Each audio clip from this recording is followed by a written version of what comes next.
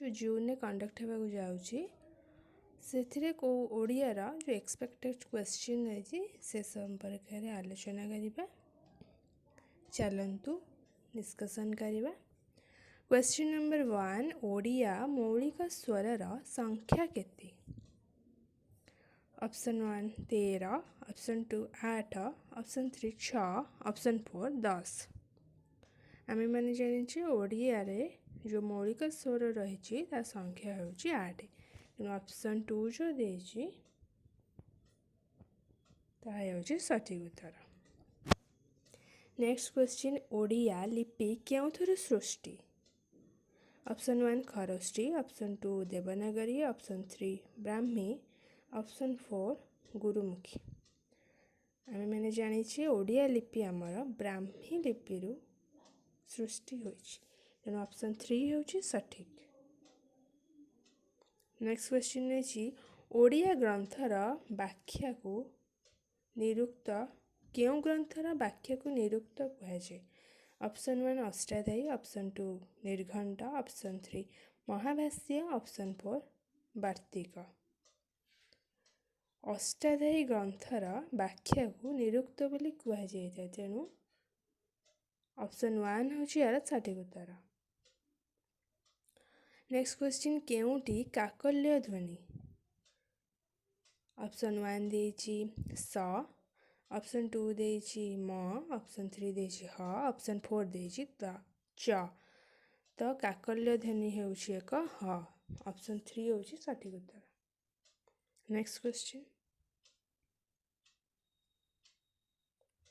स्वर भक्ति क्या कहुए? ऑप्शन 1 युक्त व्यंजन मध्य स्वरर अनुप्रवेश, ऑप्शन 2 एक स्वर अन्य स्वर को समीभूत करने, ऑप्शन 3 दुई स्वर ध्वनि मध्य स्वर परिणत होगा, ऑप्शन 4 स्वर वर्ण परस्पर स्थान परिवर्तन करने।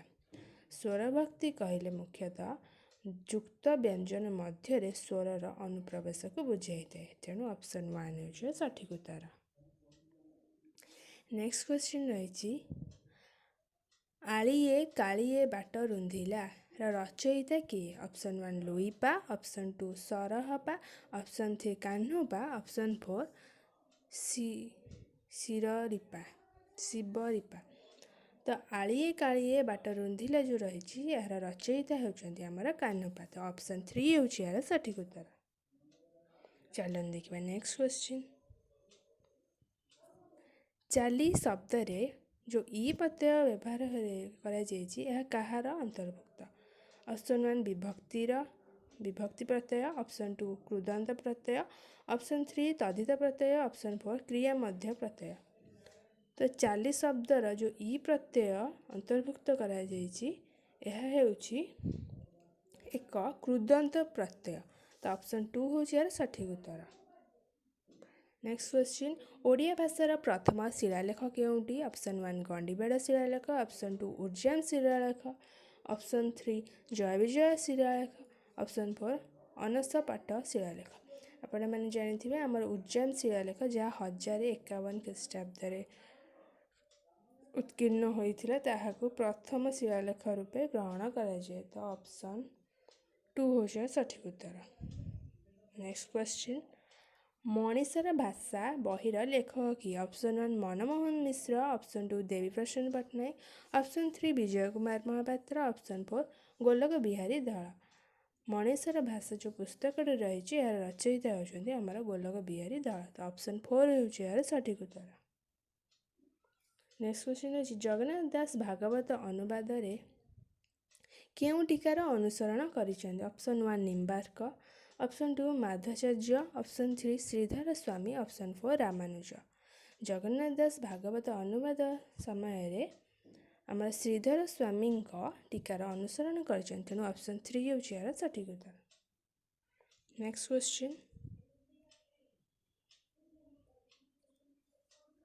कपट पासार विषय वस्तु क्यों ग्रंथर गृहीत? ऑप्शन 1 सरला महाभारत, ऑप्शन 2 हरिवंश, ऑप्शन 3 विचित्र महाभारत, ऑप्शन 4 भागवत। कपट पासार विषय वस्तु आमर सरला महाभारत ग्रंथर गृहीत होती। तो ऑप्शन 1 हो सठिक उत्तर।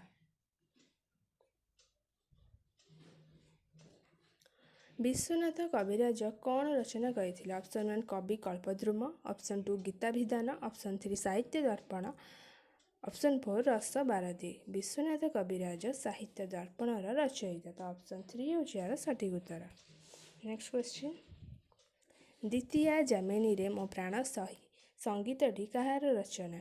Option 1 Gopalkrishna Pattanayak, option 2 Upendra Bhanja, option 3 Kabisurya Baladev Rath, option 4 Gourhari Parichha. ଦ୍ୱିତୀୟ ଯାମିନୀରେ ମୋ ପ୍ରାଣ ସହି ଏହି ସଙ୍ଗୀତଟି ହେଉଛି ଆମର ଉପେନ୍ଦ୍ର ଭଞ୍ଜଙ୍କ ରଚନା, ଅପସନ୍ 2 ହେଉଛି ଏହାର ସଠିକ୍ ଉତ୍ତର।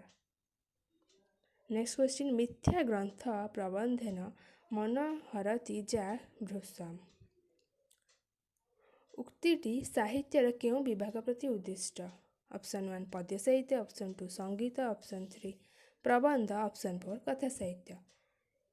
ମିଥ୍ୟା ଗ୍ରନ୍ଥ ପ୍ରବନ୍ଧେନ ମନହରତି ଯା ଭୃଶମ୍, ଏହି ଉକ୍ତିଟି ସାହିତ୍ୟର କଥା ସାହିତ୍ୟ ବିଭାଗ ପ୍ରତି ଉଦ୍ଦିଷ୍ଟ, ଅପସନ୍ 4 ହେଉଛି ଏହାର ସଠିକ୍ ଉତ୍ତର। ନେକ୍ସଟ କ୍ୱେଶ୍ଚିନ୍, ଅଢଙ୍ଗଗଡ଼ କେଉଁ କବିଙ୍କ ଜନ୍ମସ୍ଥାନ? Option 1 Achyutananda Das, option 2 Baligaan Das, option 3 Balaram Das, option 4 Jasobanta Das. Adhangagarh ହେଉଛି ଆମର ବଳରାମ ଦାସଙ୍କ ଜନ୍ମସ୍ଥାନ, ଅପସନ୍ 3 ହେଉଛି ଏହାର ସଠିକ୍ ଉତ୍ତର। ନେକ୍ସଟ କ୍ୱେଶ୍ଚିନ୍ ହେଉଛି କେଉଁ କାବ୍ୟ ବାତ୍ସଲ୍ୟ ରସର ବର୍ଣ୍ଣନା ପାଇଁ ପ୍ରସିଦ୍ଧ? ଅପସନ୍ 1 ମଥୁରା ମଙ୍ଗଳ, ଅପସନ୍ 2 ଶଶିସେନା, ଅପସନ୍ 3 ରହସ୍ୟ ମଞ୍ଜରୀ, ଅପସନ୍ 4 ପ୍ରେମ ପଞ୍ଚାମୃତ। ମଥୁରା ମଙ୍ଗଳ କାବ୍ୟଟି ଆମର ବାତ୍ସଲ୍ୟ ରସର ବର୍ଣ୍ଣନା ପାଇଁ ପ୍ରସିଦ୍ଧ, ତେଣୁ ଅପସନ୍ 1 ହେଉଛି ଏହାର ସଠିକ୍ ଉତ୍ତର।